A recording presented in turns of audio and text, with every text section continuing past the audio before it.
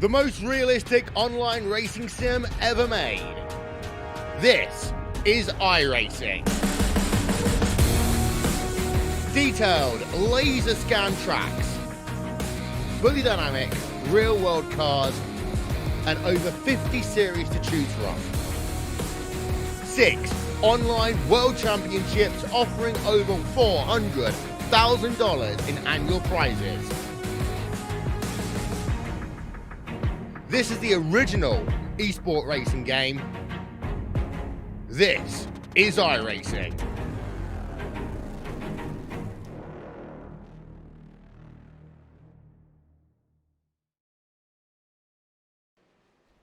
Welcome in, race fans, here to the Talladega Super Speedway. It is a Monday night like always, and is the beginning of a brand new season here for the Red Light Scrambler series. As always on a Monday night, it is Muth up here in the booth, and I am joined tonight by a very special guest. I have Al Smith alongside of me. Al, brand new to the Red Light Racing series, but you've seen what they can put on, and they put on one whale of a show, and tonight, starting at Talladega, will be no different. Yeah, it's going to be a great show. The weather's looking nice down here at Talladega Super Speedway. A lot of drivers signed in, ready to kick off their 2020 campaign, Roger. Yeah, Todd Cray is our defending series champion here with the Red Light Scrambler series, and he is back in action, still driving that Clocks by Christopher machine here tonight. So see if he can start things off this season, as there's 4 minutes and about 13 seconds left here in our practice session. Just taking a quick gander down through the timing and scoring. It looks like 37 drivers have entered the first race of the season here, missing a couple guys due to, some kind of work conflicting schedules with everything that is happening in the world these days. Some things are a little bit fluid situations going on, and some guys will be unfortunately having to miss. So we understand that, and we wish everybody that is unfortunately not going to be able to make it here to the Talladega Super Speedway, we hope and wish that they are safe, and can't wait to obviously see them on track just like a couple of these guys. Right now, though, back in action for the first time.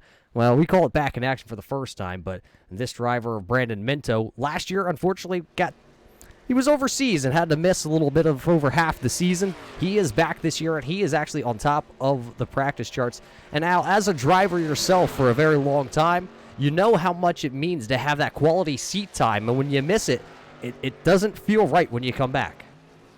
No, it's always a little bit more of an adjustment, and as the sim evolves and the rules come out for the packages every season, everything drives a little bit different, and if you're out of the seat for a long period of time, you start to you don't get to stay up on top of those changes as much. So it's gonna be interesting to see how Minto adjusts as he's back in the seat full time in that number 20 truck. So we'll see how. Obviously, it hasn't taken him that long to get back up to speed here at the Talladega Super Speedway inside that Chevy pickup truck he's driving around the racetrack. Yeah, there it is. We're drop down your top 20 runners right now on the timing and scoring. Find where your favorite Red Light Scrambler Series driver is running. You do see Minto at the top of the speed board right now. DJ Anderson right there second. The Clocks by Christopher driver of David Camara. Then it's Ethan Troutman and James Skelton rounding out the top 5. Your first rookie, you see him on there, is going to be the 940 of Josiah Millen out of Pennsylvania. He is one of the first rookies.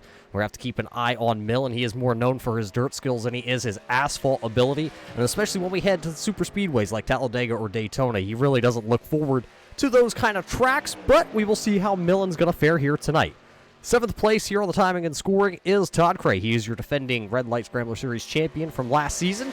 Then it's another rookie, Brandon Massey, here making his first debut here in the Red Light Scrambler Series. Josh Buckley is 9th, and the Joe Strano machine, the 43, rounds out the top 10. As we're winding the practice session down here, we're going to take a quick break. We're going to step away. We're going to get our national anthem played. We'll be right back here for the first live qualifying session here for the Red Light Scrambler Series. Oh, say, can you see by the dawn's early light what so proudly wailed at the twilight's last gleaming, whose broad stripes and bright stars through the perilous fight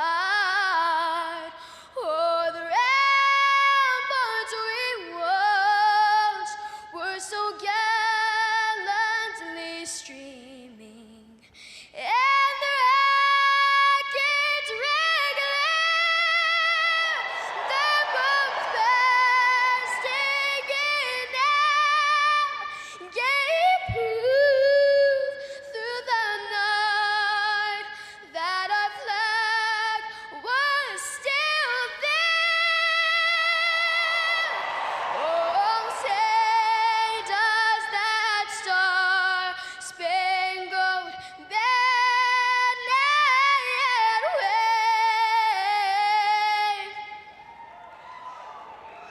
o'er the land of the free and the home of the brave.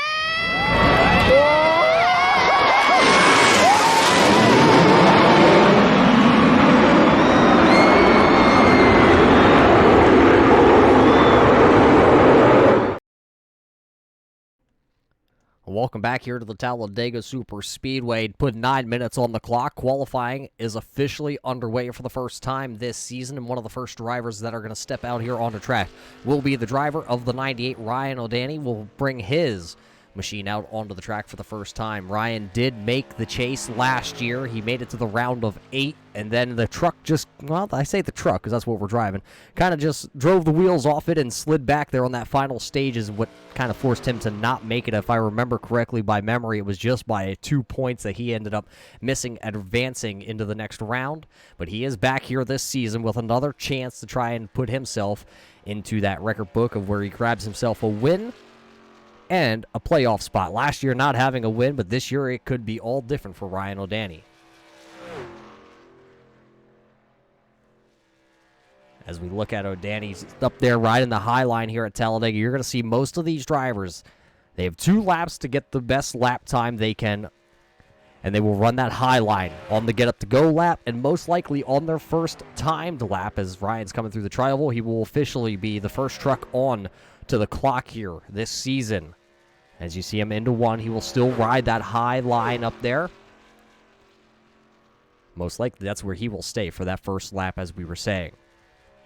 It's very important to stay up there on the first lap, just because you got to get these trucks wound up, get up to full speed. Really, the first lap is most likely just going to be a throwaway lap for most of these drivers, and then your money lap right around that yellow line all the way around the 2.5-mile speedway, the Talladega Super Speedway, for your second lap, Roger, to take and try to get that pole position.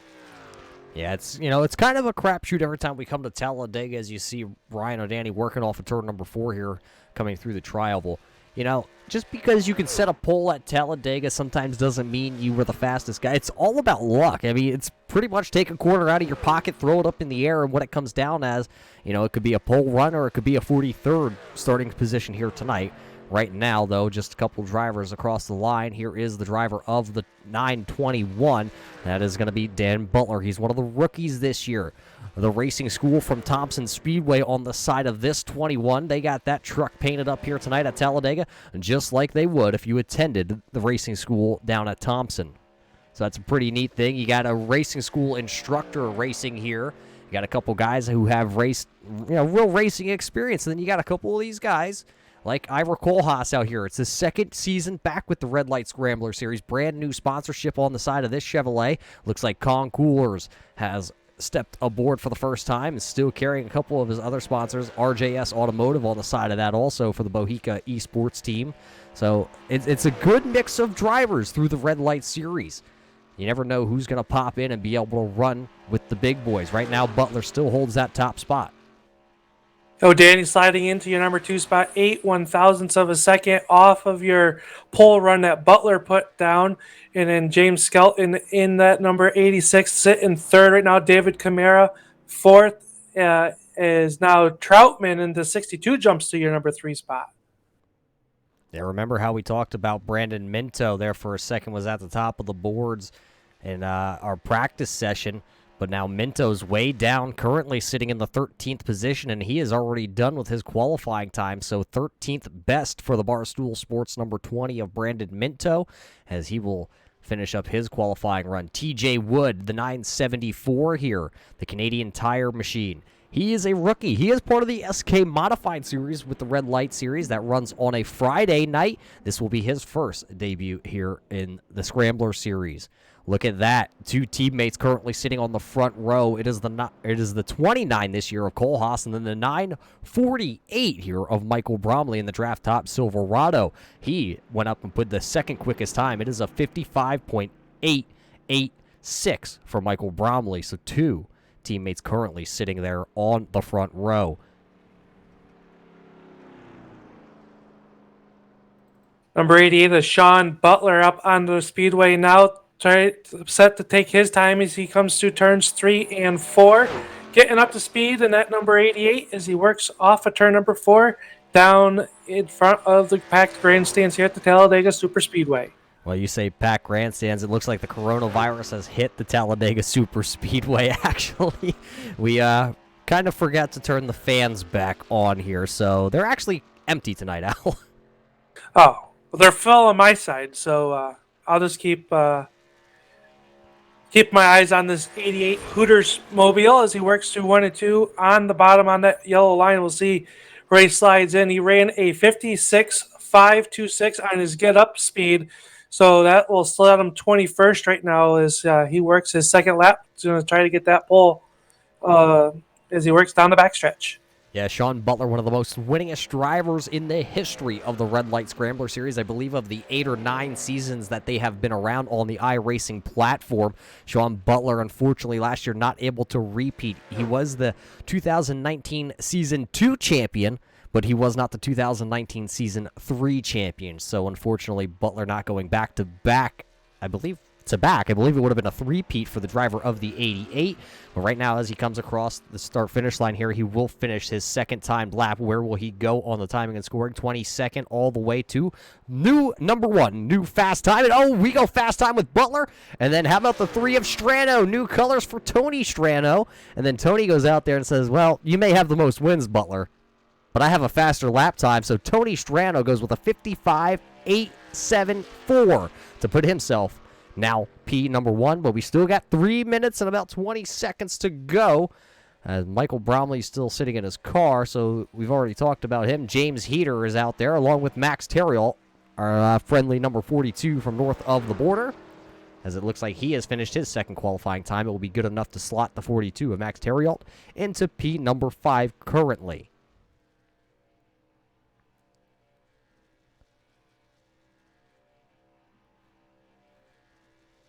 Who else is out there on track? It looks like it's the Classics Hot Sauce, number 10 out here of Tim Blum out of Winter Haven, Florida for the Full Throttle Racing team. Tim Blum, one of those guys, once we're going to head off these super speedways, he will find himself to the front of the field most likely. Right now, though, he is the last place qualifier currently, and he is in the 26th position. That was on his first lap. It was 1 minute and 1 second. So that first lap, Al, was not a very good lap. It was actually about 4.5 seconds slower than a lot of guys on their get-up to go. Yes, that doesn't bode very well, but maybe part of the strategy is it's going to be interesting to see once these guys, where they qualify. If they don't get a lap that they want or they like, will they fall back, kind of ride it out, hoping to miss the big one and not be part of the big one, if there is a big one. So right now I'm watching Robert Dudley in the car number 49, the ALS Association Toyota Tundra. He works to the bottom of the speedway. His get up to let go lap was a 56.465, so it was faster than our current pole sitter Strano on his up to go speed lap. So we'll see what he does here on his final lap as he tries to put it on the pole. Yeah, that ALS of Robert Dudley, one of those guys that comes out here every week and just likes to really have himself a good run. Could he have himself a pole run, though, as he works down into turn number 3 for the second time here with that ALS? Remembering Penny Machine, Let's see. So he was quicker. You did say that on that first to get up to go lap. Right now it is 26th out of the 29 drivers who have taken a time. And a lot of these guys, they may not get a second timed lap in, but Dudley will be able to come back across the start-finish line here as he's down there. He's going to utilize going down onto the apron, trying to make this 2.6-mile track as short as he can. He comes across the line. Where's it going to slot him? It's only going to be good enough for the 5th quickest time on track. It looks like Kevin O'Brien just finished up his timed lap, the man from Australia in the 184 machine. No sponsors on the side of this Silverado. He is currently sitting in the 27th position. DJ Anderson on the racetrack with his Mountain Dew Blast car number 51, or truck. We should put a quarter in the bucket every time I say car tonight, Roger, as he comes down through the tri-oval on his second lap to see where he slots in. The 51 of DJ Anderson crosses the stripe. He'll go to 29th with a 56.124. Yeah, Trevarthen comes across the line with the 31 Hoonigan Toyota, and he actually jumps to the 12th position. I'm not sure if anybody else is going to be able to get a qualifying timed in here, as we only got 5 seconds left. So our pole tonight going to go to the 3 here of Tony Strano. So the first pole award of the season going to the driver of the 3 out of the Strano Brothers Racing Group. So congratulations to Tony Strano. Well, Al, is just about that time where these guys start to take to the grid for the first time this season. The Butterflies gotta be kind of jumping all around here. So while they're still down there taking to the grid, let's start to walk you through your 30-some-odd car field here tonight. This is how they will line up for the first time here for the Red Light Scrambler Series. Row number 1 gonna look like this. It's gonna be Tony Strano, and alongside him it'll be the 88 of Sean Butler. Row number 2 here tonight, it's going to be Ira Kohlhaas and his Colin Cooler's machine right next to the 948 of Michael Bromley and his draft top. Row number 3, it'll be the ALS 49 of Robert Dudley and the Canadian of Max Terrell in that 42. Row number 4, it'll be the Dirty Mo 33 of Eric Johnson and the Racing School Man 921 of Dan Butler. Then starting on row number 5, it'll be Ryan O'Danny in the 98 machine, and the man, it's the 62. Back for more abuse this year, it'll be Ethan Troutman. Inside of row number 6 will be the number 86 of James Skelton. To his outside, the 31 of Michael Treverton. Inside of row number 7 will be your last season champion, the number 22 of Todd Cray. To his outside, the number 64 of John Millins. And row number 8 is the number 01 of Richard Murdoch. To his outside, the number 65 of Brandon Massey. I missed James Heater will be starting 15th. Massey starting 17th. Jesse Fox in the number 69 will start 18th. And rounding out row number 10 will be car number 72 of David Camara and Tim Blum in car number 10. Starting on row number 11 here tonight, it'll be the 35 of Cameron Hurd, and what used to be the 930, this year it's just the number 30 of Justin Gann. Starting behind them in row number 12 here tonight, it's the Barstool Sports number 20 of Brandon Minto, and TJ Wood making his first start in the Truck Series in the 974. Row number 13 here tonight, it'll be the 997 of Lee Betzel and the 43 of Joe Strano. Row 14, gonna look like this, another one of the rookies. It'll be Frank Morales in the 907 machine and Christopher Rothrock in the 84. Row 15, it'll be Kevin O'Brien from Down Under in the 184 and DJ Anderson in the 51 machine here tonight. Starting 31st will be the number 940 of Josiah Millen. His outside the number 4 of Kyle Souza. And next row will be the car number 2 of Joshua Buckley, starting in the 33rd spot, and starting 34th, the 11 of Leo Bordage. The 938 of Cody Leavitt will start in the 35th spot. 36th spot will go to the number 59 of Bruce Potter, and shotgun on the field, the number 71 of Nathan Morrow. Yeah, Maurer starts on the shotgun to the field. That might not be a bad place to start here, Al. We talked about some of these guys might hang back there. He's got probably the best chance at hanging back at the back of the field and not getting caught up in something. Yeah, I think the depending on where you start or how comfortable you are in the draft. 65 laps is the distance tonight for this season opener, so it's a lot of time out there to get where you need to go, and with the draft, how it affects. So it'll be interesting to see who kind of plays the role of sitting in the back waiting for the big one to happen, or who's going to be aggressive and try to get to the front as soon as they can. We're going to find out here shortly as the green flag is getting ready to drop on the season opener. Yeah, it's been a long off season. A lot of these guys are anxious to get ready to go. Well, we're going to see exactly which one of these drivers are coming to the front, like you said. A lot of these drivers, I'm paging through the license so far, and everybody pretty much but 2 drivers into that A class, so a pretty stout field ready to go here from Talladega. Officially, the iRacing pace car is going to dive off onto the pit road entry. And it looks like a little bit of checkup on the bottom there. A couple guys kind of getting out of line. It's going to be a long, grueling crawl through the tri-oval here at Talladega. The tri-oval, big enough to possibly go 5-6 cars wide. I know last night in the practice race, they were 5 wide coming down to the finish. But the green flag is officially going to wave here on the season opener at Talladega. Everybody coming up through the gearbox for the first time this season, headed down to turn number 1. Tony Strano to the inside. To the outside of him is still going to be the 88 of Sean Butler, but that inside lane looks a little more organized here as they come to exit turn number 2. As they come off turn number 2 for the first time, it'll be the number 3 of Stano showing the way as he works down the backstretch. He has Colas in that number 29 car right there tucked to his back bumper. Now the outside line starting to get formed back up as they hit turn to number 3. There's the lead in the charge is number 88. Sean Butler with that Hooters Chevrolet up on the outside. So who's going to lead this first one as they come off of turn number 4? Now the start-finish line isn't in the tri-oval like at Daytona. It's through the tri-oval and heads down into turn number 1. So right now it looks like the 88 of Butler will lead lap number 1 for the season opener. So lap number 1 of the season, going to go to one of the most winning drivers in the series. Sean Butler leads on lap number 1. He got a good push from the 42 of Max Terriot, which really got him to the front of the field here. Now it's going to be Tony Strano giving a push to the Hooters 88 of Butler.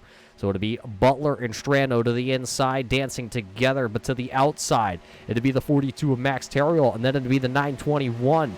The racing school instructor of Dan Butler. You know, it's pretty interesting. Butler said he's not a super speedway driver. You know, he really likes those short tracks like Thompson Speedway, and now he finds himself running inside the top 5 at a super speedway track. So we're going to be interesting to see where he goes, but we do know where the 948 of Michael Bromley's going. He's going to the top side, trying to get a push from Max Terriot as they come back across the line to complete lap number 2. Just like that, 2 laps already in the books here for the season opener. Both of them have been led by Sean Butler.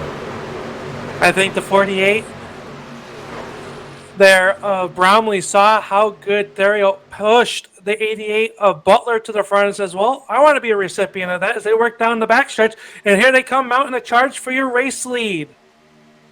That draft top 948 machine there, the Silverado painted by Michael Bromley himself in the Mohica Esports Group. A rookie this year. Could he be the first rookie to go ahead and lead a lap here at Talladega this season? Or the first rookie at all to lead a lap in this brand new 2020 season number 1 as they work out of turn number 4 for the 3rd time here tonight. It's going to be a dead heat as, that was Butler there to the outside, the neon green Toyota kind of dodging out a line for just a moment at the line. It's going to be the 88 of Sean Butler. He will actually nose Bromley at the line, so he will lead his 3rd lap here of the night, and they are still 2 by 2 for about, well, I think everybody's still side by side. There's only a couple stragglers just towards the back of the field, and I believe those are going to be led by the number 2 of Joshua Buckley, and then it's Frank Morales back there, Bruce Potter, Josiah Millen. They're all kind of just hanging out at the back of this truck field. I think they're patiently waiting to see what happens as these guys are pacing around the Talladega Superspeedway at 180 plus miles an hour side by side. They're making it look easy, but I will tell you right now, it is not easy at what they're doing, and they're keeping the trucks handling good. Tires are still feeling pretty good right now, Roger. So the car, they feel like they can maneuver a little bit, but as the fuel load wears down, as it looks like the 48 of Bromley's going to lead that lap at the line. They were dead even with Butler So that 42 Ethereal is a great pusher. He's got a very fast hot rod as he's trying to push Bromley to the lead. So out of turn number 2 they come. It is still going to be a heads-up race down this super long backstretch. Who was that peeking out of line? I believe that might have been... Well, I'm not exactly sure who that was that peeked out of line down the backstretch there. It might have been TJ Wood right around the 16th position, but he got it back up in line. Now look at Butler as he gets a little bit of a push there from Strano going into turn number 3. Kohlhaas, the third car down to the inside lane, is kind of laying off the back bumper. You know, it's kind of something that you learn at super speedways. Being the third car in line, you're really not doing too much if you're banging the bumper off that second car in line because he's already pushing the guy ahead of him. The only thing you're going to do is possibly make an accordion effect and cause a big issue. So Kohlhaas just kind of biding his time, riding around down there, the third car to the inside, and right behind him, that's going to be the ALS machine of Robert Dudley and his Mercury ALS Toyota 49. So there's a lot of good guys lined up down there right on that bottom row who are just kind of giving each other space. Nobody's really trying to push the envelope just yet. Not yet, but you start the 42 Ethereal all over the back bumper of that 48 of Bromley as they work through turns 3 and 4. Now Ethereal's going to take a peek to the outside, starting to wonder if that Chevy Silverado is starting to overheat a little bit, being tucked up behind the 48 of Bromley, as that allows the 88 of Butler to get about a half a car truck length in front as he'll lead this lap as they come by to click off lap number 6. So far, so good at the front of the field here for Sean Butler. It looks like we have one driver who is having internet connection issues here tonight, and it's going to be the 31 of Michael Trevarthen, so that's going to be a real killer for the driver of that 31 machine. Currently is still in TeamSpeak here, but he is not out there on track, as actually now it pops back up that he has just re-entered the lobby. Maybe he can get back out there. If something would happen, he could still have a chance here. Cody Levitt is the last place driver that is currently out there on track. He is driving around in the 938. He is tagging the rear of the field behind Nathan Maurer, Kevin O'Brien, and I believe Cameron Hearn is back there with DJ Anderson, so they're all kind of just tagging. Everybody is right here in this front pack, though. These guys might be hanging out back, but they're not far enough really away, as Michael Bromley looks like he's going to come across the line. He will score that lap, being the leader. Yeah, you got 36 trucks out on the speedway, separated by just under 3 seconds, going 180 miles an hour. So if something happens, it happens in a hurry, as they are still side by side. No one able to really make a lot of ground right now as they are working down the super stretch, the Talladega super stretch, down in the turn number 3, and they're swapping spots and paint in the front and rear bumpers of these trucks as they head through turns 3 and 4. Right now, I think everybody's kind of getting the race jitters are pretty much gone now. Now they're really getting into race mode and trying to figure out what they need to do to improve their position, who's going to go with them, can get locked up with their teammates, because that's going to come into play later on. Is do you have a friend out there as it gets towards the end of this race? Yeah, and right now it seems like Tony Strano or Sean Butler has a friend in Tony Strano, because Strano has not tried to, make a move or make a peek since Butler has got out in front of him. And, you see the 42 of Terriot kind of peeking out, trying to cool that 42 down, but it doesn't look like he's ever tried to make a move. So maybe Bromley and Terriot have something up their sleeve here tonight. But what do you say? Somebody out there, Al, wants to see a little bit of a turn it up here. So why don't we give it, as you see Bromley go to take the lead? How about we turn it up just a little bit here on the Turn 3 Network and hear what these guys got their foot down to.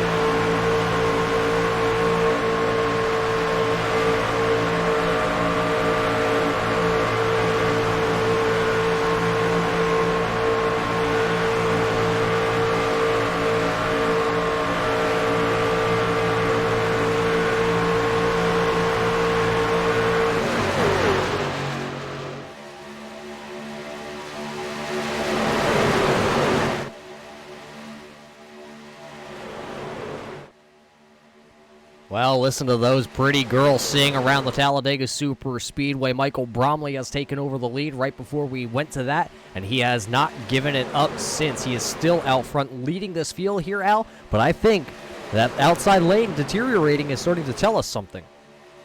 Yeah, it's starting to break apart a little bit. I've noticed some drivers starting to get in position as I believe the fuel window's around 15, 16 laps, Roger. So some guys, I think, starting to shuffle their way towards the back or get in the position where they can make it onto pit road. But that outside line, taking Bromley cut down away from Theriot. So that's the second driver that's taken and gotten pushed to the front by Theriot and then has kind of orphaned them up on the outside line. So Theriot leading the charge on the outside. Behind him is Dan Butler at 921. And Dan hasn't been able to quite stay on the back bumper of that 42 with Theriot. So I think that's kind of hurting the outside line, but it looks like it's getting formed up once again. They're starting to make a charge. So now we're going to find out what the strategy is. We're probably going to see a lot of two-tire stops here on this first green flag pit stop pending here in just a couple of laps. Al, if it was you, it's the first green flag pit stop of the year. How many have you practiced in the offseason?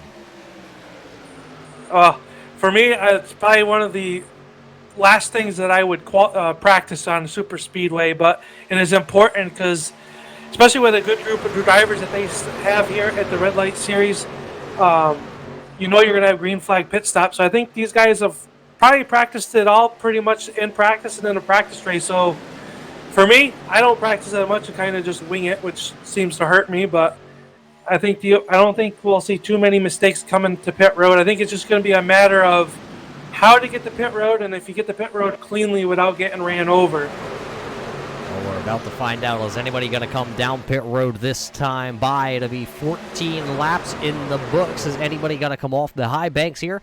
It doesn't look like any takers in the top 15, top 20 are going to come down pit road. Everybody stays in their position, and they're going to go for another lap around this big 2.6-mile super speedway. Well, you know what, Al? Chris out there says he would have practiced those green flag pit stops.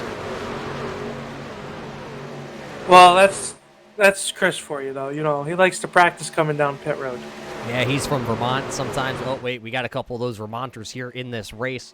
We might not want to say that. The 914 there, a little down onto the apron in the Canadian Tire machine.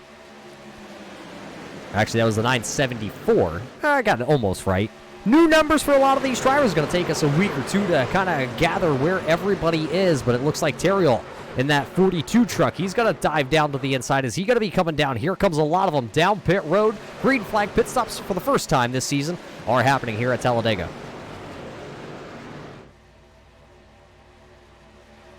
There's a mad dash down pit road, but Bromley led a bunch of them. It looks like almost a quarter of the field here. Tony Strano, Max Terrell, Ira Kohlhaas, Todd Cray, Robert Dudley, Lee Betzel, David Camara, Brandon Massey, TJ Wood, Joe Strano, Millens down pit road along with Levitt. Maurer is also down, and who missed their pit stall? It looks like somebody may be rolling through the 997 of Betzel, not finding his pit board, as it looks like, though, Bromley will lead him off pit road as here comes the field. Storming into turn number 3, though. Now, when will the next group of cars, as it's Sean Butler, Richard Murdoch, Ethan Troutman, and John Mullins now here in your top 4 positions, and it looks like here comes just about everybody else. It is everybody else coming down pit road.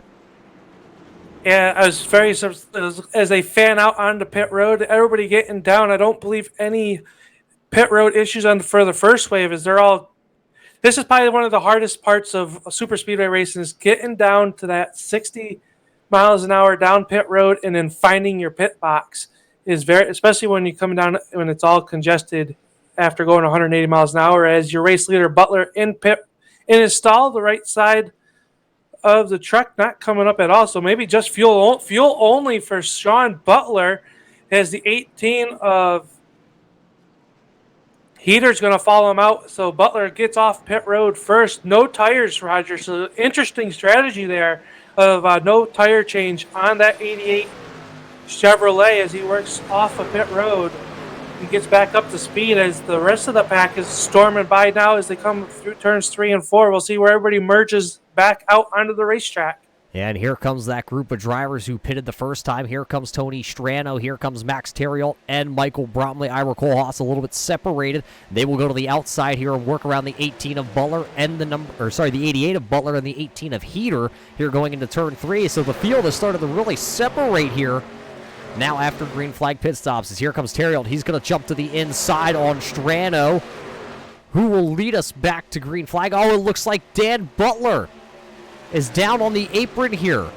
There is the driver of the 921, the racing school. It looks like he missed pit road, and he's going to creep back here. He is officially out of fuel. Al, I don't know if he's going to make it back to his pit box.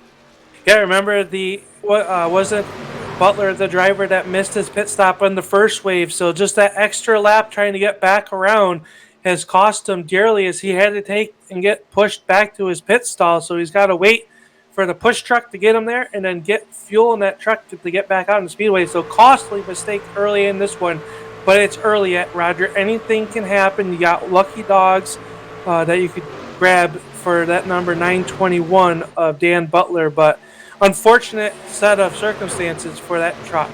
Yeah, an interesting strategy play here by Max Theriault. He goes up, he leads himself a lap, and then he goes straight to the high side, and he will now duck in, looking at, is that about the 9th position, as here comes Brandon Minto, DJ Anderson, Cameron Hearn, and Ryan O'Danny. They all have caught this field. So now, and looking at it, it looks like there's 24 drivers now in this front pack. That's all within 3 seconds. There's another group of cars out there. It's TJ Wood, David Camara, Nathan Mauer, Robert Dudley, Kevin O'Brien, Christopher Rothrock also just a little bit farther back, but all those drivers are way far behind the 8 ball, and looking at it, it looks like a lot of 4-tire stops here on the first stop for TJ Wood, David Camara, Nathan Mauer, and Dudley. So that could be a strategy play in itself also. You know, get your 4 tires now. Don't worry about the tires the rest of the race. They could go fuel only the rest of the way. Good. As we're crossing the line, will be 19 laps completed, 46 laps remaining so far, all under green flag. So as that time by Butler leads it, but that Kong Coolers, number 29 of Ira Kohlhaas, sitting there on the outside line. He's getting pushed by the 48 of Michael Bromley. So we know Bromley's truck is quick, as he did lead a few laps before those green flag pit stops took place. So he's pushing that 29 of Kohlhaas down the backstretch. Yeah, so the Kong Coolers machine is being pushed by his teammate, the Draft Top machine. It's an interesting, kind of gimmick here by the Bohica esports team. Bromley running the Draft Top, which is a very interesting tool. If you guys haven't gone or even heard of what Draft Top is, head on over, type in Draft Top on Google, and find out what it is. It's a gizmo where you pop off the lid of your beer can, or soda can. Sorry, Al, I know you don't drink, so for your soda can. And you know what? You can carry those sodas around in your Kong cooler, so the Bohica Esports got you and all your camping needs kind of covered here tonight, and they're covering up onto the top lane as they're working upon a lap down truck. That'll be the 921 of Dan Butler. Yeah, Butler getting back up to speed, so this is going to be very tricky as they're going to come through the backstretch as Kohlhaas moves up to the outside to get that draft off the back bumper of Butler. But then they're going to have to snake around the 921 as they do so. It's going to go 3 wide as they cut down in front of the 88 of Butler. So your top 2 cars have now worked to the bottom, leaving that outside line. And look at how much it hurt that outside line, Rogers. They come through turns 3 and 4 to 33 of Eric Johnson, kind of left out there on his own.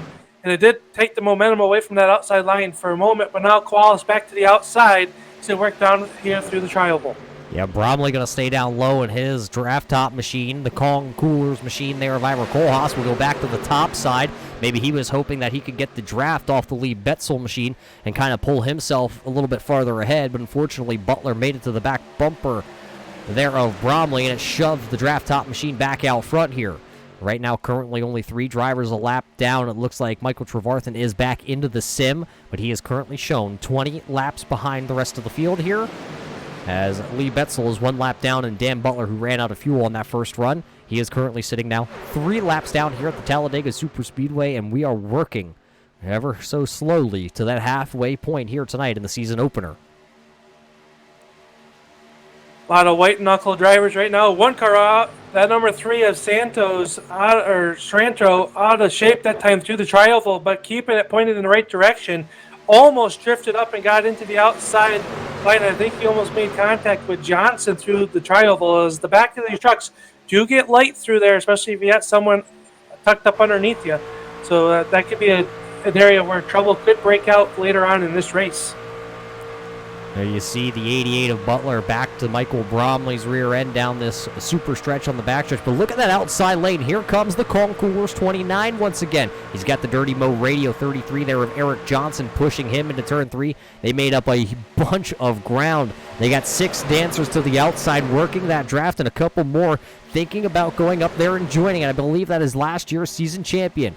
Now the 22 of Todd Cray will go up there, and as he goes up there is that Bruce Potter that he takes along with him in the 59 machine. So that outside lane going to gain a couple more drivers, see if they can gain a little more momentum.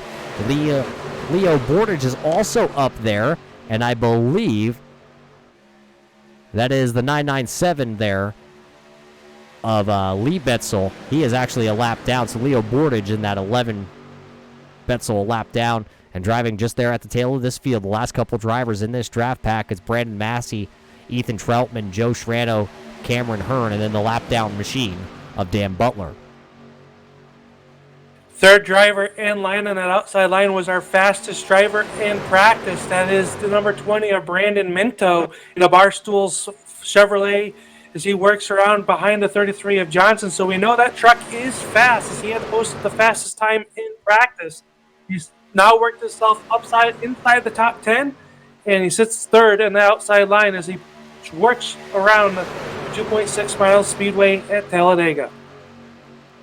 So far, so good here, Al. Looking at it, these drivers are already, some of them, possibly about 5 to 7 laps away from making another green flag pit stop. Now, you hit it right the first time. Can you hit it right the second time? We have seen a couple of these drivers, remember, fall off the back end of this draft. I believe sitting, what is it, 15 seconds back is Christopher Rothrock. Then it's Justin Gann and Jesse Fox. Can they go 2 for 2 is the question. Only time will tell. If I was a betting man, I'd say someone's probably would make a mistake, but these guys are very good at what they do, as they have shown they've been pacing side by side at 180 miles an hour for 24 laps, and without anybody really making that big of a mistake, and getting on the pit road in a pack like that, Roger, that was very impressive for the first time of the season, not to get into each other and not to have any issues getting on the pit road.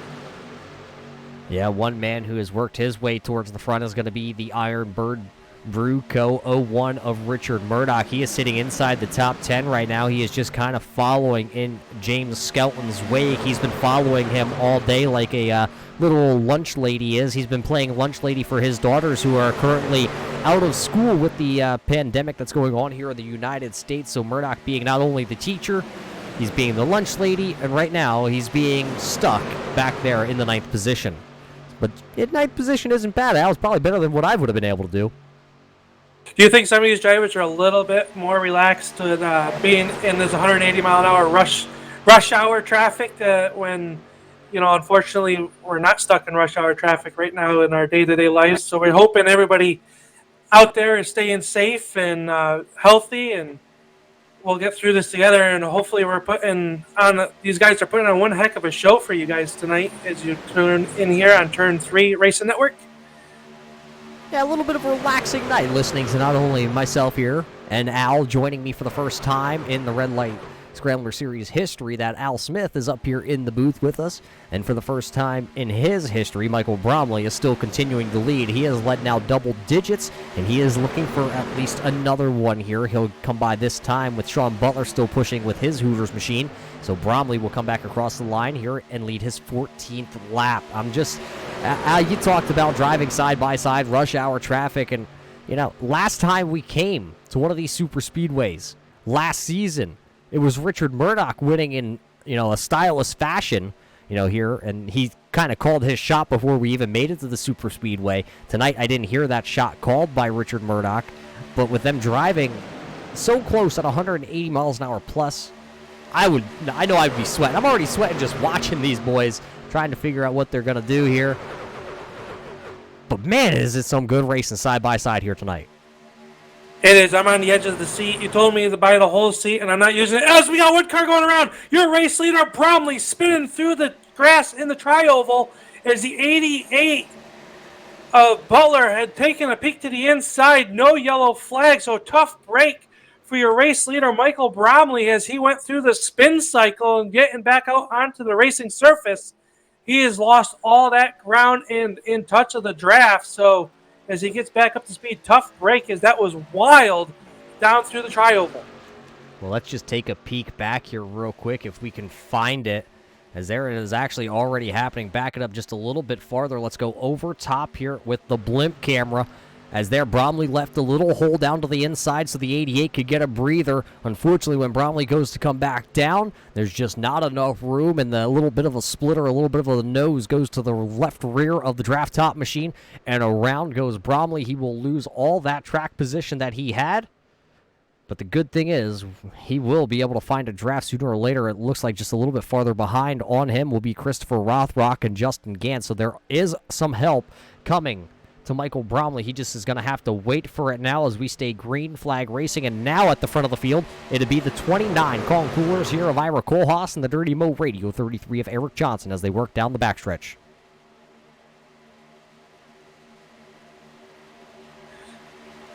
Working down the super speedway stretch is I take a look at the 88 of Butler, trying to see if that the Hooters Chevrolet Silverado has any damage, and it doesn't look like that has too much damage. The right front has a little bit of a wrinkle on it, but it shouldn't hurt him too bad in the draft as your race leader of Kohlhaas takes and comes down pit road, leads the first charge of second round of green flag pit stops.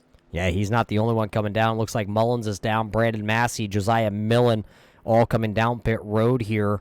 So a couple guys here from the lead going to short pit, not quite to the halfway marker. So that's going to turn things over to Ryan O'Danny for the first time here tonight. He did lead the last lap. Tim Blum. You notice the flames on Tim Blum's truck. You notice the flames on Ryan O'Danny's truck. That indicates that those drivers are two teammates. They also have Brandon Minto and Richard Murdoch along with that group of cars. But right now, Ryan O'Danny is going to be out front.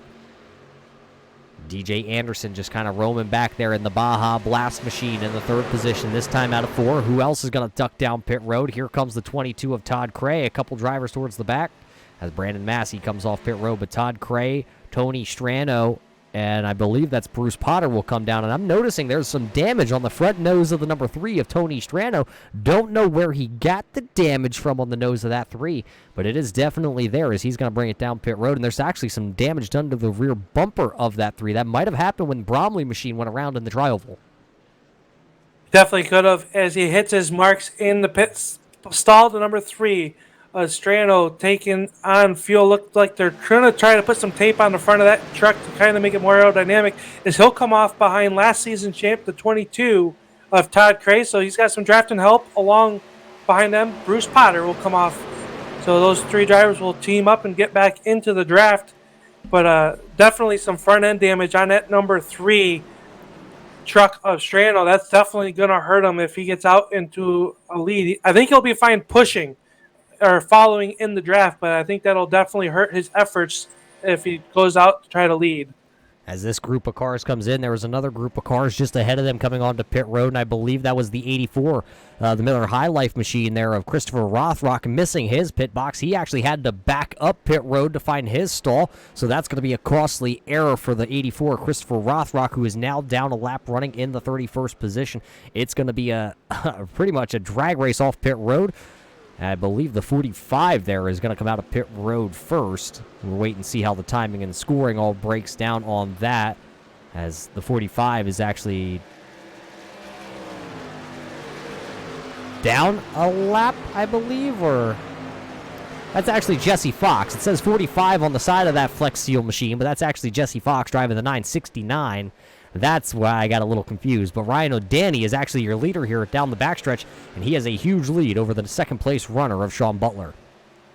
He pulls around the outside of that number 45 truck is the 88 of Butler now has a run. I think O'Danny got too far out. Now they're going to be side-by-side for your race lead off of turn number 4. as it's Butler going to the outside of O'Danny down through the tri-oval. Yeah, but you realized what happened there.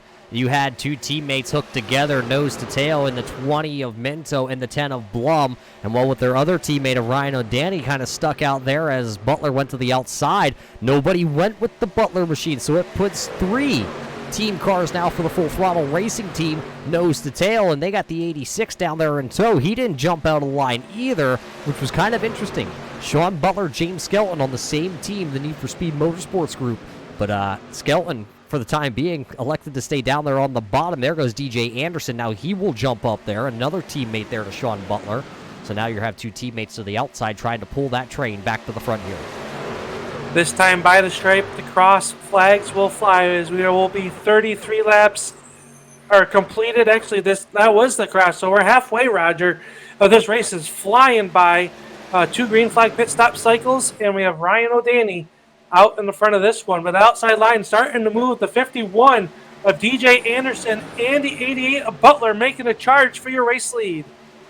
Yeah, as everybody gets grouped back up here, you see a lot of the guys kind of coming together now, I believe. We got 20 cars in this front group here. The 2 tailing cars in the group. It's going to be Leo Bordage and James Heater. As down to the inside is David Camara. He is down off the pace. He is currently 8 laps down, and I'm not sure where he got the damage, but he is very slow down the backstretch here. He's right around 120 miles an hour. That clocks by Christopher 72. Infinite Heroes machine definitely looks like it took a beating. I'm not sure where it happened. It could have happened down on pit road because it was very congested coming into the pit stalls. And now out front here, though, is going to be that 51 of DJ Anderson. They jumped down right in front of Ryan O'Danny, so it's now going to be Anderson leading his first lap with Butler in tow. I think what you were just talking about there with the drivers in the back, David Camara, is Todd Cray was also slow a moment ago as he was getting back up to speed. He's sitting 33 or in the 33rd position, 1 lap down. So I wonder if those 2 drivers may have had contact on the racetrack as they're side by side here for your.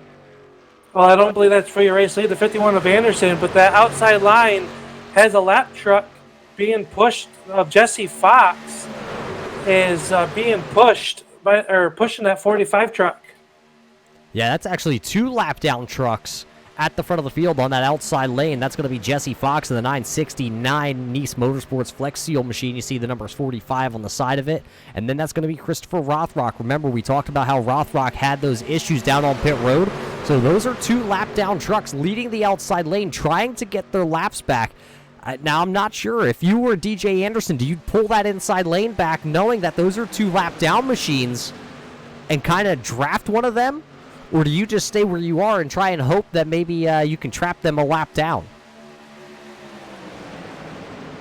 Those are, I guess, only answers that DJ Anderson and Sean Butler can answer. I think with knowing how fast that those trucks are up racing with you in this draft, I would want to try to keep them a lap down for later on in this race, especially if we do get a yellow.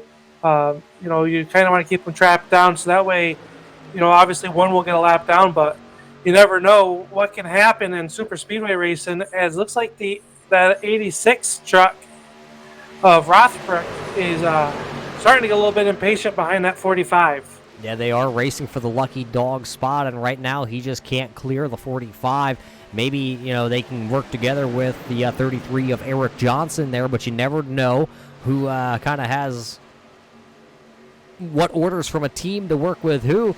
Here's an interesting little tidbit, though. Take a look back. The 4th car on the outside lane is going to be the 965. That's Brandon Massey. It is his first start with the Red Light Scrambler Series. The Old Shed sponsored 965, and he is the highest running rookie. He started towards the back of the field here tonight, and as the night has unfolded already here after the halfway point, he now finds himself running up inside the top 10, battling for a top 5 position.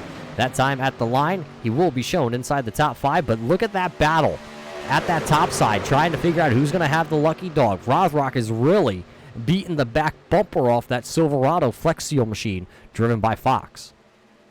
Definitely are, and if you are a lead lap driver behind them and you're seeing this damage, now they're going to go 3 wide down the backstretch. I think that's going to hurt the 86 of Rothrock is he's going to get pushed all the way back, hung out to dry. I was just about to say, how nervous are you getting knowing that those guys are racing that hard for the lucky dog position right with your race leaders? Anything could have happened. That could have been major issues for your top running trucks. Yeah, I would have been pretty nervous myself, but right now Rothrock making the move to the outside, and it's not going to work, so that's going to put Jesse Fox now leading that outside lane, and with all the other lead lap drivers around him, DJ Anderson comes across the stripe there. He leads another one here from the Talladega Super Speedway.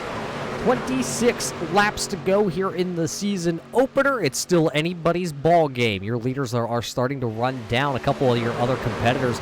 Just out in front of them, you see this group here. And I believe that group is being led by actually Ira Kohlhaas. Remember, he was one of the first drivers down pit road, but he actually, I'm hearing over race control that he actually had a speeding penalty. So that's what puts him way back here. That's Ira Kohlhaas, Kyle Souza, Justin Gant, Robert Dudley, Michael Bromley, who was your leader before he went for a little bit of a ride in the Trioval in that draft top machine. And then it's Kevin O'Brien trailing there. That is the 23rd to the 28th positions currently on track, and they are in front of your leader by, well, not by a lot. I mean, let's just take a quick look off the back bumper here.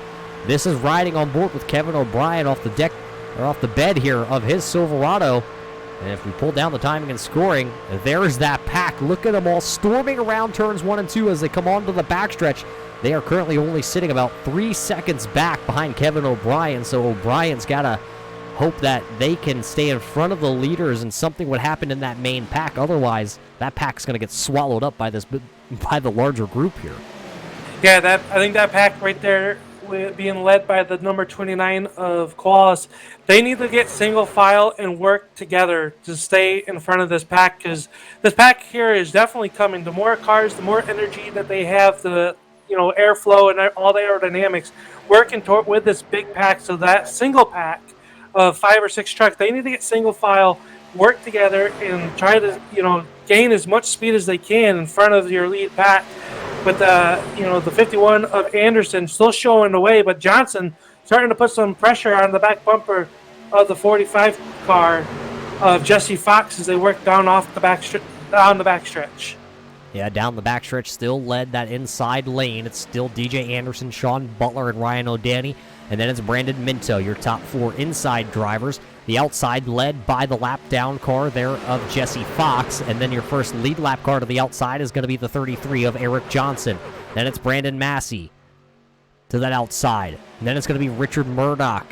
And then I believe that is going to be the Ethan Troutman machine, who is the 5th car actually in line to the outside. And he's actually shown in the 10th position. That just shows you how many drivers are packed in here in this lead group. As Sean Butler having a little bit of connection issues there. He blinks out for a moment, but he does come back. Well, we do got to thank everybody for tuning in here on the Turn 3 Racing Network tonight to watch the season opener here for the Red Light Scrambler Series. It is race number 1 of a very long 14-week season.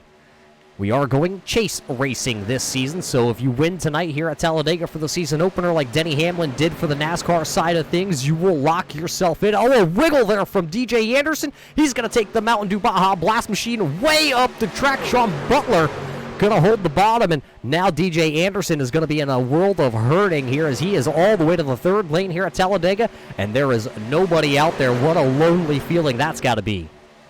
Yeah, you got shuffled out there. It looked like the 88 Butler maybe a little bit too aggressive, but no harm, no foul. If you're the 88 cars, you got the lead, but the 51 of Anderson did a great job catching that Mountain Dew Baja Blast, so it didn't end up a crushed can up against the outside wall, making a bigger issue for other drivers. He's able to tuck it back in line and stay in touch with the lead pack, so we'll see how he can recover as they work down here in the turn number 3. Yeah, Eric Johnson going to follow that lap down car there to the inside. So now Johnson is going to be shown as our leader here in turns 3 and 4.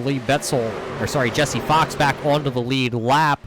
And now Eric Johnson, can he come back around here and lead his first lap here of the night? And he will not. Here comes Jesse Fox, for sure a lap down, but then has the chance that Richard Murdoch could come up to the outside of him and take the lead. Or does he, he can just sit there on that outside and just kind of hold the lead himself. They do, or is it going to be a curse of being a rookie this season for Brandon Massey? Will the veterans want to work with the rookie? As we see in so much in motorsports, a lot of the veterans won't really work with the rookie or use them and then abuse them and toss them out to the side. Is now Johnson's going to pull up in front of Massey and going to try to get around Jesse Fox to put him back one lap down to keep that number, the Flex Steel number 45. One lap down is now Massey's going to pull right to the back bumper of Eric Johnson. We are 20 laps to go. I think the pushing is going to start ramping up, and it's going to start getting wild. Yeah, I believe Brandon Massey, though, is going to jump to the inside there like he did. I'm just looking at when was the last time Brandon Massey was down pit road. I believe he's going to be coming this time by. You're looking for the old shed there, the 965 of Massey could be coming down pit road. I'm not sure how much fuel is still left in that Silverado. Here he comes down to pit road, and that whole group that was in front of your leaders, they also came down pit road. And I'm looking at the timing and scoring. Here comes Mullins, actually also in Millen. They're both going to come down with him. With 20 to go, coming to get 19 to go, these guys don't have enough fuel from this point to make it to the end. No, they don't. So they're going to be banking on either a caution or getting out there and trying the draft with someone else to save some fuel, as it's very hard to do, as Massey's going to take right side tires right now on the 86, trying to fill it full of Sunoco race fuel as he is away after a two-tire stop. Very good job getting on off pit road, as that first group that you had mentioned that was in front of your race leaders had come down. So as the leaders were coming down pit road, those guys were getting ready to leave their pit box. So good work by everybody on pit road. But it is Eric Johnson back out front. So everybody in and off pit road clean. We stay green here with just 19 laps remaining. Yeah, here comes that machine there, driven by Jesse Fox. He is the only one that's going to come down pit road that time. So the lap down car of Jesse Fox, and it's the 969, or you can call it the 45 Flex Seal machine. He is down pit road currently, and still out here. It looks like we still have about 17, 18, 19 drivers who have yet to make their pit stop here under this green flag cycle. And now I'm looking at it this time. You're probably going to see everybody in this front group here. Ethan Troutman in the Rheem Chevrolet now goes to the outside. He has not led a lap here tonight, but he's got Bruce Potter pushing on the back bumper of the Rheem Chevrolet. And, well, I think this whole group, as I was saying, is going to be bringing them down pit road this time by. You see the 84 Rothrock. He is sitting there. He is not on the lead lap currently. He is the first car, one lap down in the 21st position, and here they all come. He's going to pit from the outside as Murdoch wasn't going to pit. Murdoch wasn't going to pit there. They didn't relay the message to Rothrock, and Rothrock almost got ran over by your leaders. That kind of separates the group. Cameron Hearn goes across the start-finish line, and a huge gap between Hearn all the way back to Murdoch. That could have spelled chaos right there, but Murdoch having the mindset to hit the brakes and everybody behind him. Good job checking up on that. They did a great job, and just looking at last time that Cameron Hearn was on pit road was 17 laps ago, Roger. So there are 17 laps left in the race. So these drivers that are out on track now and on pit road could possibly make it the distance. The guys that pitted a lap before them, I think, are going to be really running on fumes if they can stretch it that far. They're going to do some magic work while doing 180 miles an hour, full throttle in the draft, as everybody else comes down pit road, this time off turn number 4. Yeah, here comes everybody fanning out, coming on to pit road. Tim Blum, we rode on board with him coming into pit road, and an excellent job by everybody right there to get down to pit road speed and kind of just fan out to stay away from each other. Blum's going to come in, and he will hit his classic hot sauce box. It looks like, will it be right side tires for the 10 of Tim Blum here? And everybody, Sean Butler storming into turn 3 right now, and this group that was already down on pit road, they are not really formed up all that well. The question being, will they be able to come back around here and take over the lead from Cameron Hearn? Remember, that group that just pitted, they kind of all got separated there at one point because of the way everything kind of worked out. So we'll see who's going to take over the lead here as we get 15 laps to go. There's that group coming down out of pit road right now. Brandon Massey is leading the charge here for the guys who have already pitted. He's got the number 84 of Mullins pushing that number 65. So two rookies working together as they work down the backstretch as everybody's coming off. Cameron Hearn in 18 of Peter trying to blend up, but that pack already at full song, 185 miles an hour. So we'll see how quick we're going to pack it up. But the field's starting to get kind of separated right now as they work around as your top 4 cars run single file through turns 3 and 4.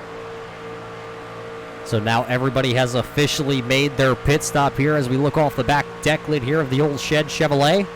Brandon Massey will come by this time by. It'll be 15 laps to go at the line. And does he have enough fuel? He's got the Canterbury 46 there of Mullins, his teammate, behind him. Here comes Troutman. He's got Potter pushing on the back bumper of his truck. Will they be able to go up and go side by side with the side-by-side racing? Look at the side draft there by Troutman down onto that Mullins machine. Down the backstretch they come.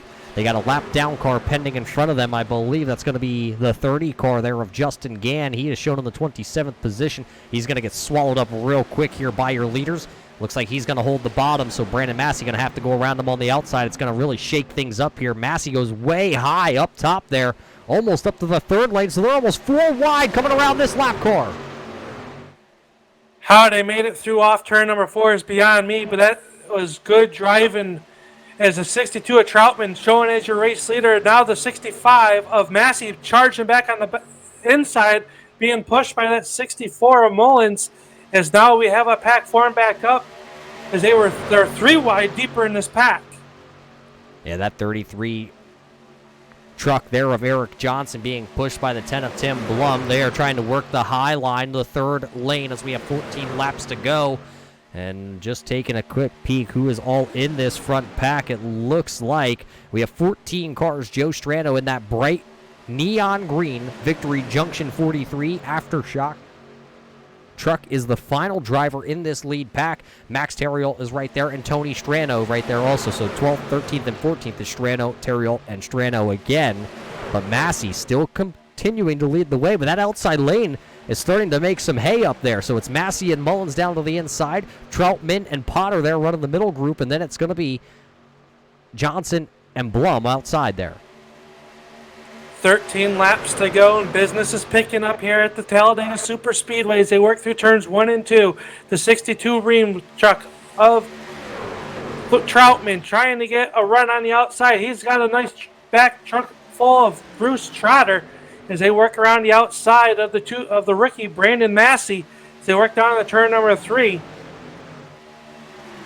Side by side, they enter the corner here once again at Talladega. The laps are clicking down. Like you said, the business is going to pick up here. Who is going to be in contention? Right now, it's Massey, Troutman, Mullins, Potter, Hearn, Heater, your top 6. Johnson, Blum, Butler, and Anderson, your top 10. Then it's Buckley, Strano, Terriol, and Strano, your top 14. That's all who's in this top 14 little pack here. You got to go 9 seconds back until you would find this group of 2. It's group of 3, actually 4. It's going to be Ryan O'Danny, Richard Murdoch, Brandon Minto, and Leo Bordage, 15th through 18th. And a little bit farther back, sitting with a couple lap down machines, is going to be Josiah Millen in the 19th spot. He's got the 45 there with him also of Jesse Fox. And then I believe that is Dan Butler in the 921. He is a couple laps down himself also. And a huge gap back here to James Skelton, who rounds out the top 20 all by himself, running about 29 seconds behind your leaders, who are now in turn 4, coming to get 11 laps to go.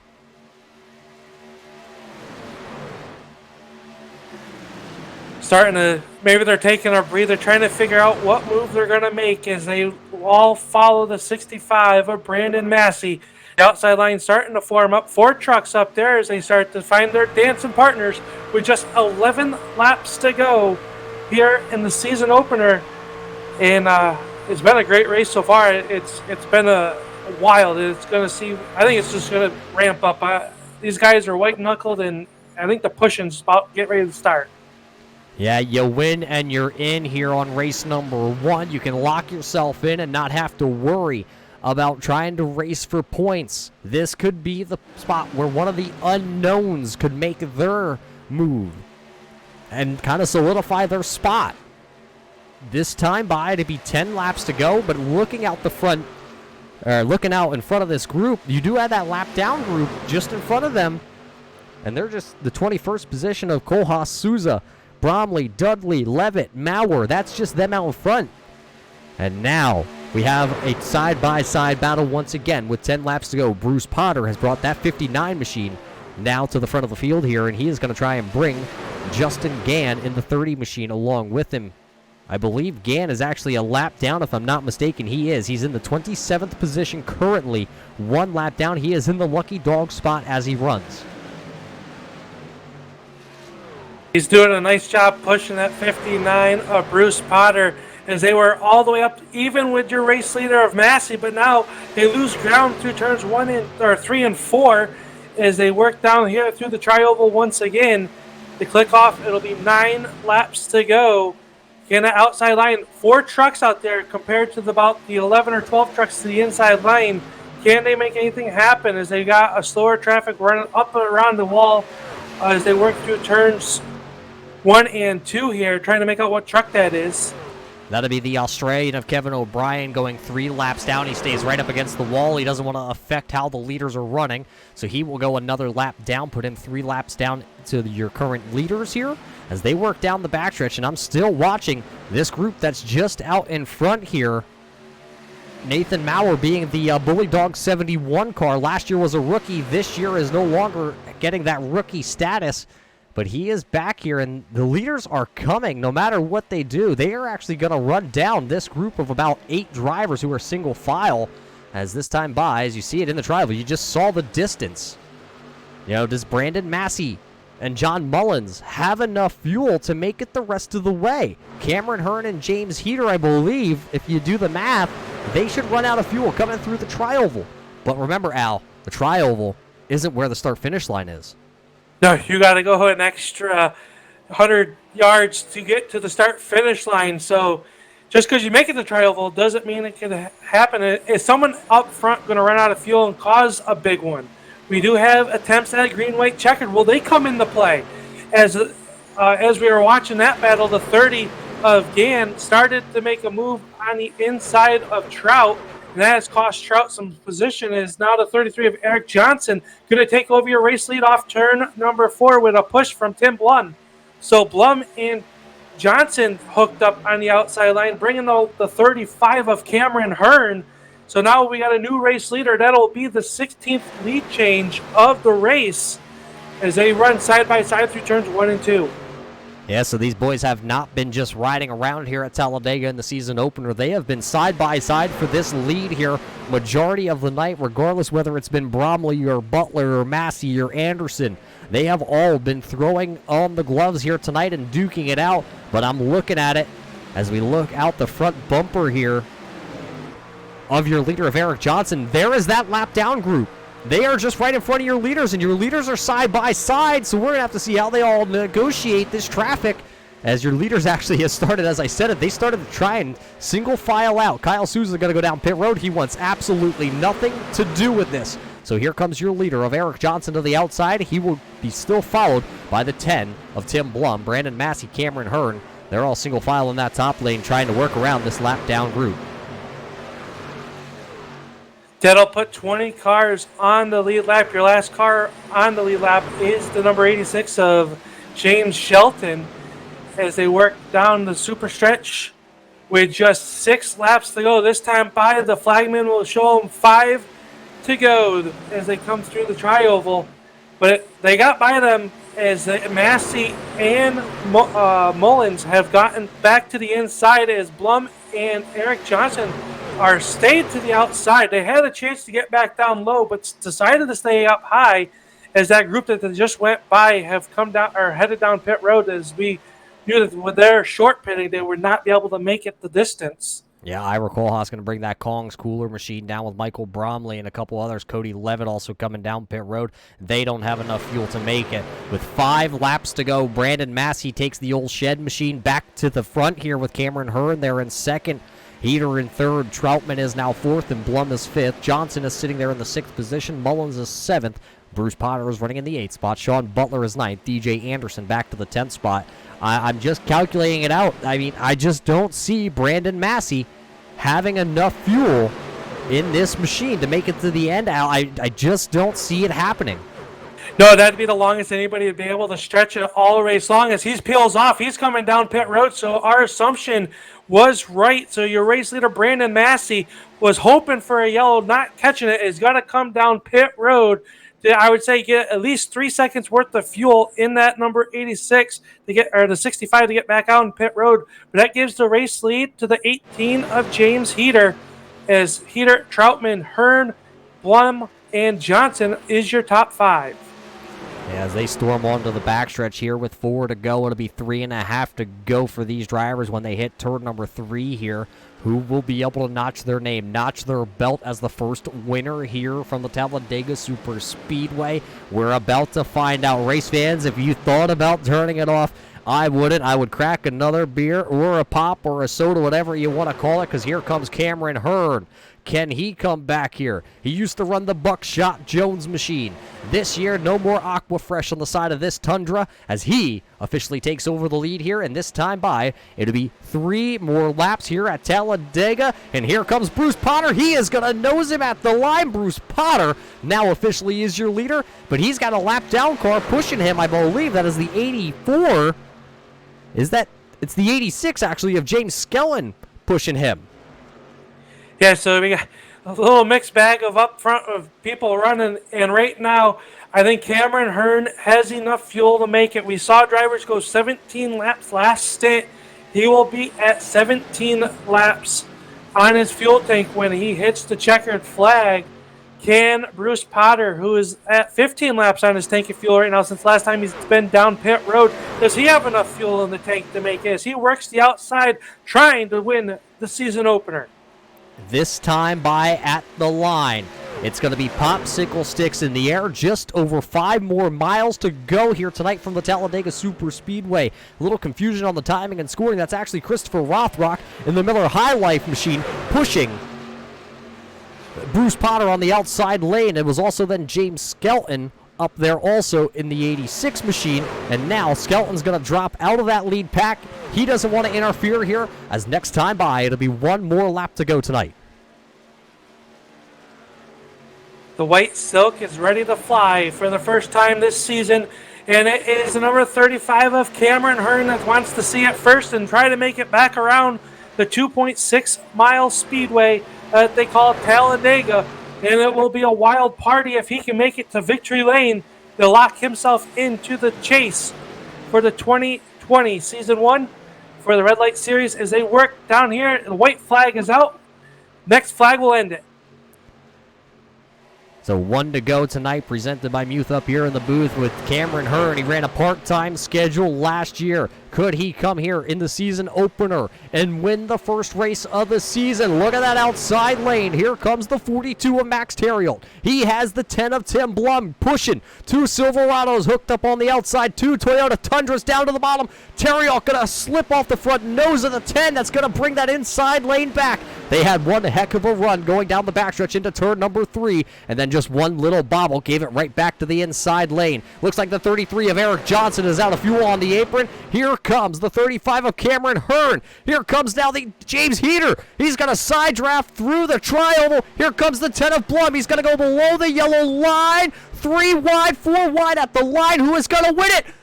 James Heater is going to get turned across the line, waiting for the timing and scoring. Officially, the 10 of Tim Blum will be the winner here tonight in the first race for the Red Light Scrambler Series. Tim Blum wins. James Heater comes across the line sideways in second. Cameron Hearn, running out of fuel, finishes in the 3rd spot. Max Terriot sliding across the line in 4th. DJ Anderson comes home in the 5th spot. Sean Butler is sick, out of fuel. Josh Buckley comes across in the 7th spot. Ethan Troutman comes home 8th. 9th goes to Eric Johnson, and 10th goes to Richard Murdoch. So as Blum, I believe actually Blum is out of fuel also, but he is your race winner here tonight. He officially punches his ticket into the next round of the playoffs. Al, I think you better call Hollywood. I think they're going to have to draw this one up as a script because you couldn't have wrote a season opener any better. No.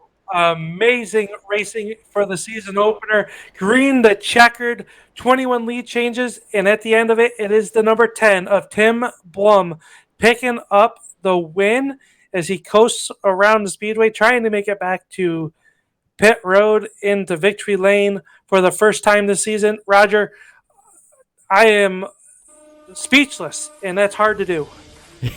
It is pretty hard to stump old Al Smith, and well, While we're waiting to see if we can find our post-race show here tonight by a lot of these drivers, we're going to step away for just a moment, see if we can get in contact with your top 3 finishers here tonight as Tim Blum wins a wild one here at Talladega.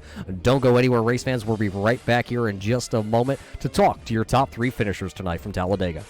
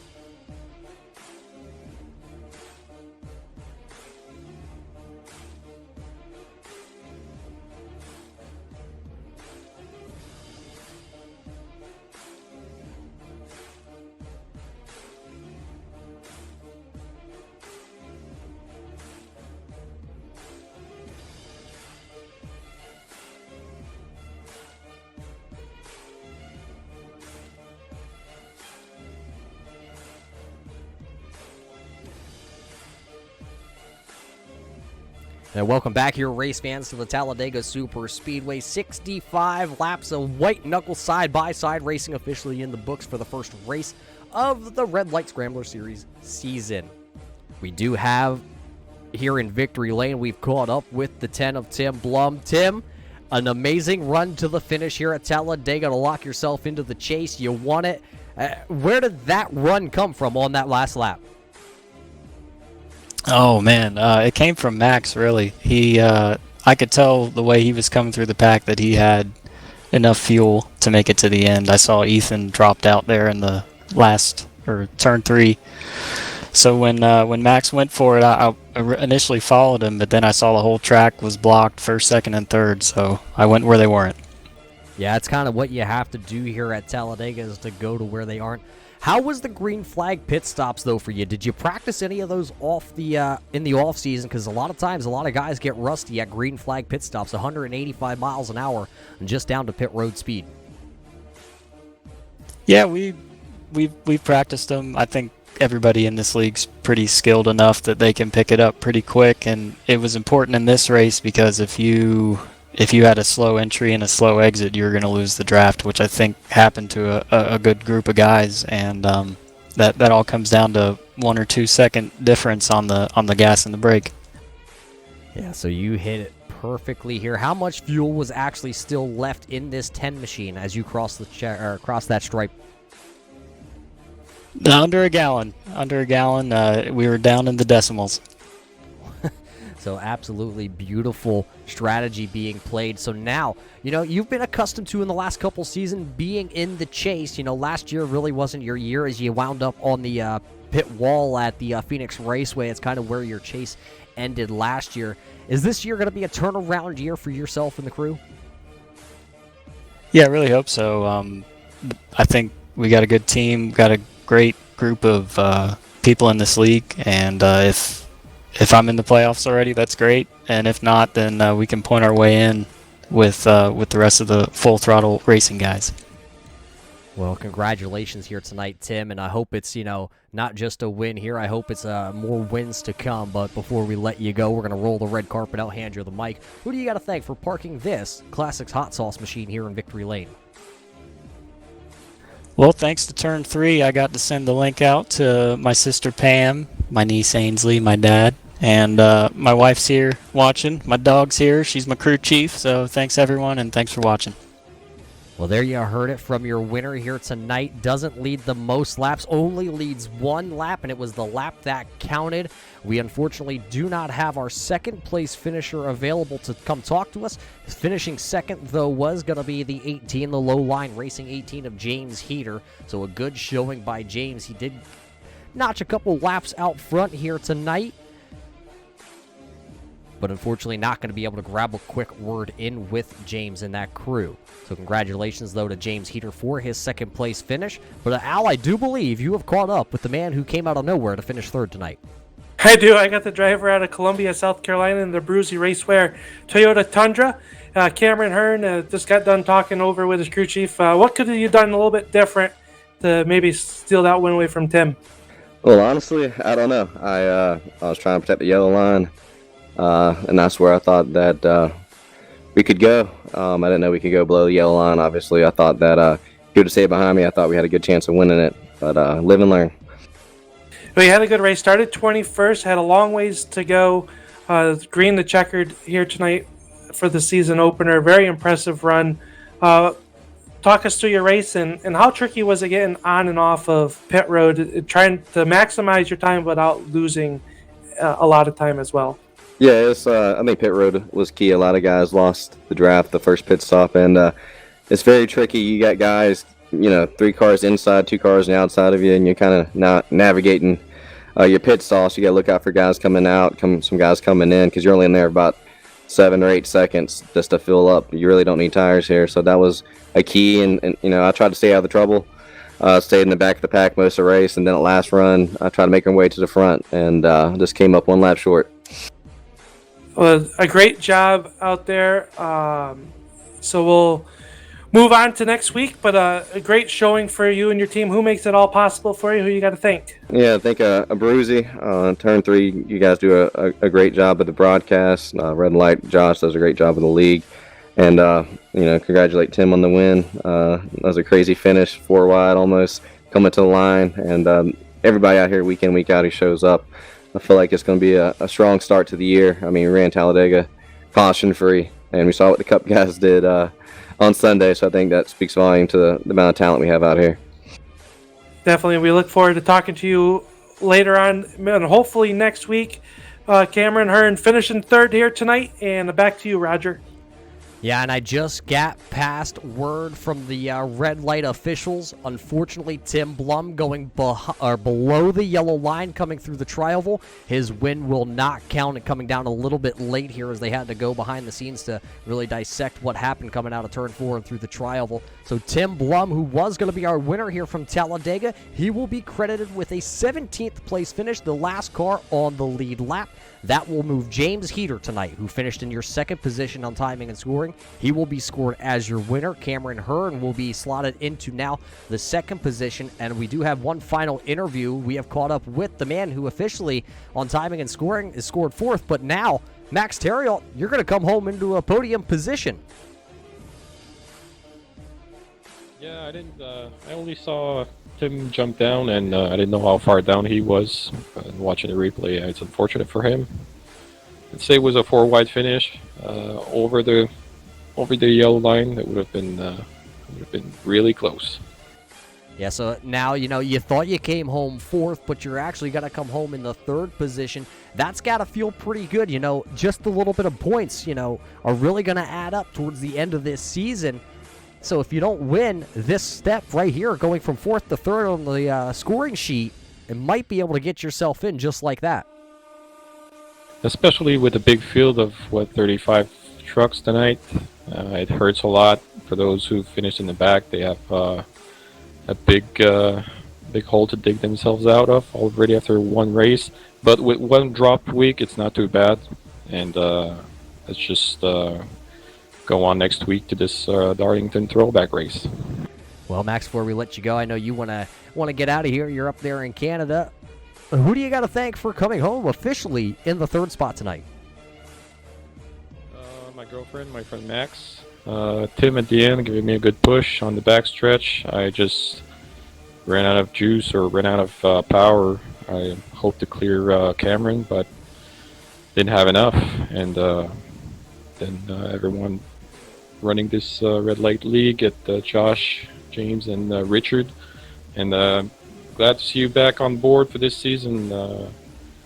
We really appreciate the broadcast. Hope the viewers do too. And Turn 3 Network is doing a fantastic job. Well, there you heard it from officially your third place finisher here tonight of Max Terriel. James Heater will be your winner in the 18 low line racing. He is going to walk away and lock himself into the chase. Al, we know it's your first time here with the Red Light Scrambler Series, but 65 laps with a talented field here of 37 drivers taking the green flag tonight.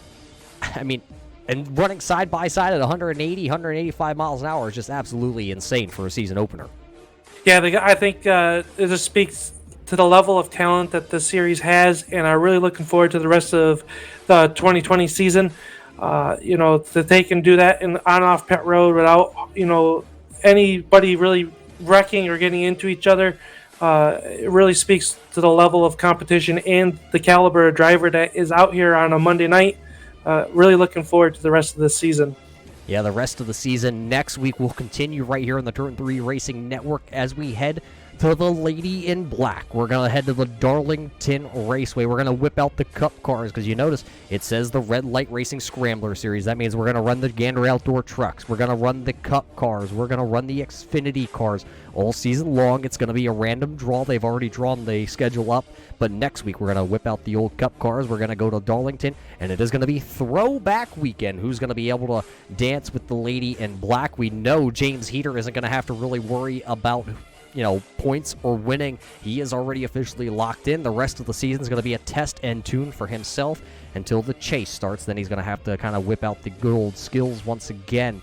But, we got to thank everybody for tuning in here on the Turn 3 Racing Network. It was the Red Light Scrambler Series for 65 laps in the season opener, and James Heater comes away with a win 4 wide across the line with Tim Blum, Cameron Hearn, and Max Terriel. What a heck of a show they put on. You're going to be able to catch more of the Red Light Series, though, right here on the Turn 3 Racing Network on Friday night. They will be back with the SK Modified Short Track Racing, so a lot of these guys that were geared up for Talladega are going to have to wind down a little bit, and they will now climb into those short track machines and do battle for 100 laps. Tune in on Friday night to catch more Red Light Racing action. And, don't forget to come back next week to see who's going to win the throwback race from the Darlington Raceway. Till we see you next time, race fans, stay safe out there.